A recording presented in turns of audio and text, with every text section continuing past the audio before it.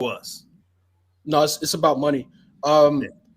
It's about a profit. It's about how I can use this to Leverage. the thing is everybody knows this about business, especially the most successful business owners and the most successful corporation owners. Like, you have to tap into the emotions of your consumers. You have to tap into the emotions of the consumers. And you use the emotions of your consumers to sell your product. So that's why, specifically at times where there's a confusion and racial tension, you see these leaders all of a sudden rise to occasion. I call these leaders occasional leaders. They're not everyday leaders. They're not in the work. They're not voicing their opinions. Like we briefly talked about the Carmelo Anthony situation in Texas. Where are these leaders? Where's these? Right. I mean, we saw them when it was time to vote, but where are they now? How, and it's like, that's how it always is. They leave us to dry when we need it the most, but when it's time that benefits them, they hear it, they speak out. Where's the pastors? Where's these great attorneys that represent us? Where are these people? And so no, I think it's all about a dollar. I think and hey, you got to live, you got to survive, but we need real leaders. You know what I mean? We need real. Yeah, I call them ambulance chasers. Ambulance chasers. Yeah, it's capitalizing on Black trauma and Black pain. Yes, yeah. We exploit it. Like we point at the white man, and we point at white corporations and all that for them exploiting us, exploiting our traumas, exploiting our pain. But we never hold ourselves accountable. We never point at our own people who exploit us. We never point at the people who do it to us every single day. It's just easier to point and blame the other man. And it's easier to blame the other race for our problems opposed to blaming ourselves. And but we exploited. The Black ain't no other race on earth more exploited than the Black race, because we're exploited by others and we're exploited by ourselves. Go to if you're close to a hood, or probably even where you live now, go to the neighborhood corner store and look who runs those stores. It's your Arabs, it's your Chinese, you know what I mean? And guess what's keeping them in business? The Black Miles, the 40 beers, anything that Black people consume on, and they're right there in our neighborhoods. But try be Tyrone and just graduated out of high school and try to go there and say you need a job and see if they'll hire you. So we exploited by all, and it's going to continue to happen until we take a stand and say no. But I think that only comes from us first holding ourselves accountable and looking at ourselves in the mirror and looking at our own race and our own cultures and our own problems, and then we can point the finger elsewhere. But we got to get our stuff internally straight. You know what I mean?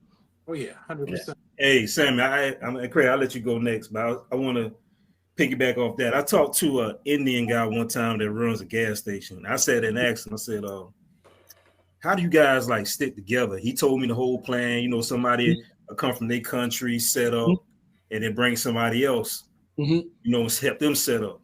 And I said, man, I want to do that. I was just telling basically, I want to do that for my people.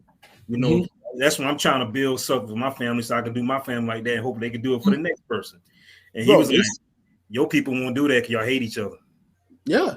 He said, y'all won't do it. Y'all won't do it. Y'all dislike each other. Y'all stab each other in the back and y'all won't do it. He said, this is what he told me. He said, the man I just helped, I can't stand his ass. But it's in my culture. I have to help him. Whether I like him or not, I have to help him. You gotta help them. That's what I was telling somebody. I was telling a friend that like we're the only race, like every other race, like even if they hate each other, like not to talk so much on the other race, but there's still classes within the white race, right? Yeah. And you got what they consider trailer park and all that. But guess what? Y'all have one common interest of we need to help each other out. We need to look out for each other. We need to help thrive. I may not like your ass or stand your ass, but it's white power, right? It's us over everything else. With Black, it's like it's everything else but us. You know what I mean? So, but no, you're absolutely right. Like I seen it. I have friends who came over from other countries and their parents worked their ass off, saved their pennies, and bought businesses here. And they get the money. They send the money to the family members in the other country until they have enough to bring their ass over here. They've hired them where they at. Well, they'll set up this establishment. I'll let my son run this establishment. I'm gonna go buy another business or another branch of this business. I'm gonna have the person I just brought over here to run that one. I'm gonna go set up another one, and go on and so on and so on. And so that's how they keep their money circulating. But I mean, even if I don't know how bad it is in Jacksonville, but I know in Miami, like look at Miami, like Miami was predominantly black, at least when I was growing up. And then slowly but surely, Hispanics started to take over. And now I go to Miami, it's full Hispanic. Like, yeah. They look at us like we like they look their nose at us. You know what I mean? So that's where Marcus Garvey comes in. You know, we don't know and we're not aware, you know, we're not educated on the effects of this and the effects of our decisions. Like, first off, we got to learn that we're consumers. You know what I mean? We don't even know that. Like, we put our money into everything else but pro-black. But us. Yes. But us. Yeah. But us. Like, people complain. People tell me, hey, man, damn, Mosiah is $2.99, like $10.99. But you walking around with a Louis Vuitton bag. You get what I'm saying? Bro, hold on. It's funny you say that because when I went to watch it was $2.99 and I bought it. I'm like, I'm gonna spend that $2.99 on some BS anyway. I might support this man here. He's doing something positive. You know what I'm saying? Let that $2.99 go in his pocket, man. But we're not going to do that. If it was for a Marvel movie or something like that, or a major movie somebody want to see, they're gonna pay that $2.99.